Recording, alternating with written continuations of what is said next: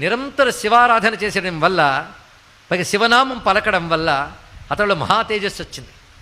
అందుకే గ్రహదోషంబులు దుర్నిమిత్తములు నీ కళ్యాణ నామంబు ప్రత్యహమున్ పేర్కొను ఉత్తమోత్తముల బాధింపగా నోపునే దహనున్ కప్పగజాలునే శలభ సంతానంబు నీ సేవ చేసి హతక్లేశులు కారుగాక జనముల్ శ్రీకాళహస్తీశ్వర అంటారు దుర్జటి మహాకవి. దీని అర్థం ఏంటంటే గ్రహదోషాలు అలాగే ఏవో దౌర్భాగ్యాలు అని ఏడవడం కాదయ్యా, నిత్యం ఎవడు శివారాధన చేస్తాడో వాడి గ్రహదోషాలు ఏమీ చెయ్యలేవు, దుర్నిమిత్తాలు ఏమీ చెయ్యలేవు.